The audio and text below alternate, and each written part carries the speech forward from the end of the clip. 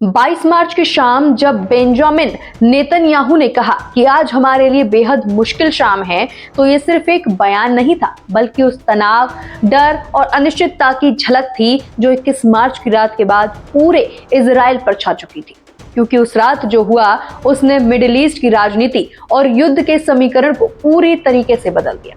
नमस्कार, मैं हूं आपके साथ अग्रिमा जादौन। ईरान ने पहली बार इतने बड़े पैमाने पर लंबी दूरी की मिसाइलों से हमला किया, और वो भी सीधे रिहायशी इलाकों डिमोना और अराद को निशाना बनाकर।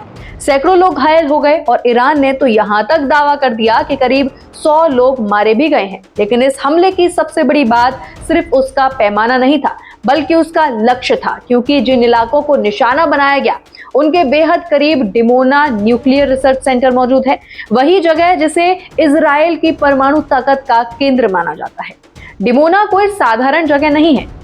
1950 के दशक में फ्रांस की मदद से यहाँ प्लूटोनियम संवर्धन के लिए एक गुप्त प्रोजेक्ट की शुरुआत की गई थी, और 1960 के दशक तक इजराइल परमाणु शक्ति बन चुका था।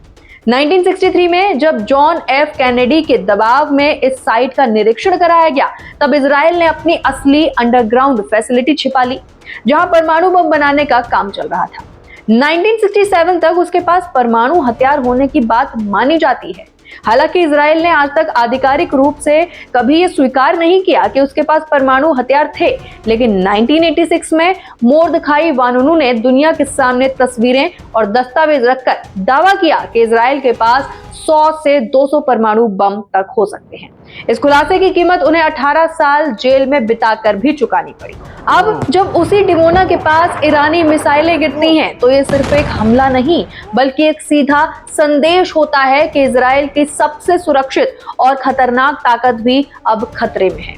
यही वजह है कि न्यूक्लियर हमले की आशंका अचानक तेज हो गई है। इसकी शुरुआत करीब 18 मार्च को ही हो गई थी, जब डेविड सैक्स, जो डोनाल्ड ट्रंप के सलाहकार माने जाते हैं, उन्होंने एक पॉडकास्ट में कहा कि अगर जंग लंबी चली और इजराइल को भारी नुकसान हुआ तो वो परमाणु हथियारों का इस्तेमाल कर सकता है। उन्होंने ये भी कहा कि इजराइल का एयर डिफेंस सिस्टम कमजोर पड़ सकता है और देश का बड़ा हिस्सा तबाह हो सकता है।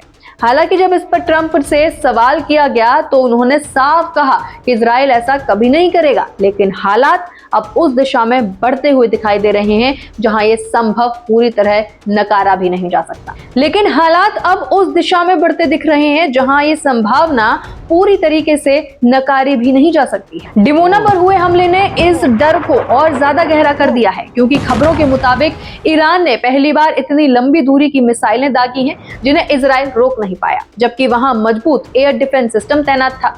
खुद इजराइल अब इस बात की जांच कर रहा है कि ये मिसाइलें इंटरसेप्ट क्यों नहीं हो सकी। ईरान पहले भी कई बार डिमोना को निशाना बनाने को धमकी दे चुका है, और 4 मार्च को उसकी न्यूज एजेंसी ने साफ कहा था कि अगर उसके खिलाफ सत्ता पलटने की कोशिश हुई तो वो डिमोना रिएक्टर पर हमला कर देगा। लंबे समय तक ईरान इस कदम से इसलिए बचता रहा क्योंकि इससे ऐसा टकराव शुरू हो सकता था जिसे नियंत्रित करना बहुत ज्यादा मुश्किल हो जाता। लेकिन अब हालात बदल चुके हैं और शायद उसे लगा कि उसके अस्तित्व पर खतरा इतना ज्यादा बड़ा है कि ये आखिरी विकल्प भी अपनाया जा सकता है। इजराइल की न्यूक्लियर पॉलिसी खुद में एक रहस्य है। इसे न्यूक्लियर एम्बिग्यूटी कहा जाता है। मतलब ना तो वो खुलकर मानता है कि उसके पास परमाणु हथियार हैं और ना ही इससे इनकार करता है। लेकिन इसके साथ एक और विचार जुड़ा है, सैमसन ऑप्शन, जो एक प्राचीन यहूदी योद्धा की कहानी से लिया गया है, जिसने मरते वक्त अपने दुश्मनों को भी खत्म कर दिया था। इस रणनीति का मतलब यह है कि अगर इजराइल के अस्तित्व पर खतरा आता है तो वो किसी भी हद तक जा सकता है, यहाँ तक कि परमाणु हमला भी कर सकता है, चाहे उसका परिणाम कुछ भी क्यों ना निकले।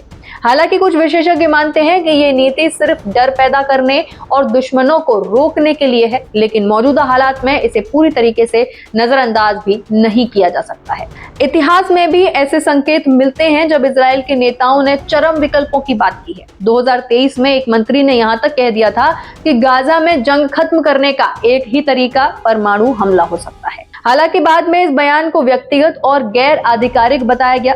इससे यह जरूर साफ होता है कि इजराइल परमाणु हथियारों को अंतिम विकल्प के रूप में देखता है, लेकिन पूरी तरह खारिज भी नहीं करता। अब अगर बात करें कि यह हमला कैसा हो सकता है, तो देखिए, विशेषज्ञ मानते हैं कि इजराइल बड़े पैमाने की बजाय टेक्निकल न्यूक्लियर वेपन का इस्तेमाल कर सकता है। ये छोटे, हल्के और ज्यादा सटीक होते हैं। इनका मकसद किसी पूरे शहर को खत्म करना नहीं, बल्कि जंग में निर्णायक बढ़त हासिल करना होता है, जैसे दुश्मन के सैन्य ठिकानों, पुलों या फिर एयरक्राफ्ट कैरियर को नष्ट कर देना। इतिहास में 1945 में हिरोशिमा पर जिस तरह का बड़ा बम इस्तेमाल हुआ था, वो 15 किलोटन क्षमता का था और उसने पूरे शहर को तबाह कर दिया था। लेकिन टैक्टिकल बम उससे छोटे होते हैं और अलग उद्देश्य के लिए भी बनाए जाते हैं। रिपोर्ट्स के मुताबिक माना जाए तो इजराइल के पास nuclear artillery shells, short range missiles और यहाँ तक कि छोटे पोर्टेबल बम भी हो सकते हैं। लेकिन क्या इससे इजराइल का मकसद पूरा हो जाएगा? शायद नहीं, क्योंकि इस जंग का मकसद सिर्फ सैन्य जीत नहीं है, बल्कि रणनीतिक और राजनीतिक बदलाव भी है। जी हाँ, ऑब्जर्वर रिसर्च फाउंडेशन के विशेषज्ञों के मुताबिक देखा जाए तो इजराइल का एक बड़ा लक्ष्य ईरान की मौजूदा सत्ता को कमजोर करने का बदलना भी रहा है। हालांकि अब तक ऐसा होता नहीं दिख रहा है, लेकिन खुद नेतन्याहू कह चुके हैं कि हवाई हमलों की एक सीमा होती है और जरूरत पड़ी तो जमीनी सेना भेजने पर भी विचार किया जा सकता है। वहीं दूसरी तरफ देखें तो ईरान भी पूरी तरह कमजोर नहीं पड़ा है। उसकी मिसाइल क्षमता अभी भी बरकरार है और उसने अब तक अपनी सबसे उन्नत मिसाइलों का पूरा इस्तेमाल भी नहीं किया है।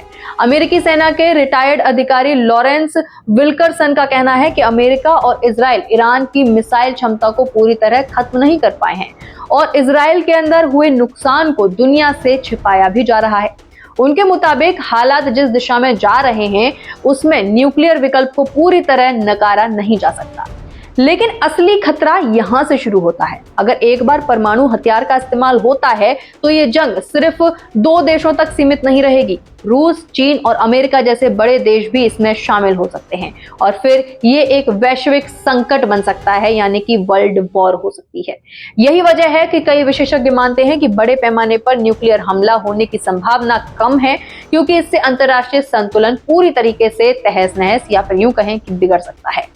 अगर फिर भी ऐसा मान लीजिए कि हो जाता है तो ईरान के पास क्या विकल्प होंगे, वो भी हम आपको बता देते हैं। विशेषज्ञों का मानना है कि वो जंग को रोकने के लिए बातचीत का रास्ता अपना सकते हैं और अपने न्यूक्लियर या फिर मिसाइल प्रोग्राम पर समझौता करने को भी तैयार हो सकते हैं। लेकिन फिलहाल ईरान ने साफ कर दिया है कि वो जवाबी कार्यवाही जारी रखेगा और किसी भी दबाव में पीछे हटने वाला नहीं है। अब आज की स्थिति यह है कि हर मिसाइल, हर बयान और हर फैसला दुनिया को एक ऐसे मोड़ की तरफ ले जा रहा है जहां से लौटना आसान नहीं होगा। और आखिर में सवाल वही है, क्या इजराइल सच में न्यूक्लियर बटन दबा देगा या ये सिर्फ दबाव बनाने की एक रणनीति है? क्योंकि अगर ये बटन दब गया तो ये सिर्फ एक जंग नहीं होगी, बल्कि पूरी दुनिया के लिए एक ऐसी तबाही की शुरुआत होगी जिसका असर आने वाली पीढ़ियों तक महसूस किया जाएगा। तो फिलहाल इस वीडियो में इतना ही। आपकी क्या राय है इस पूरे टॉपिक पर हमें कमेंट में जरूर बताइएगा। इसी के साथ बने रहें।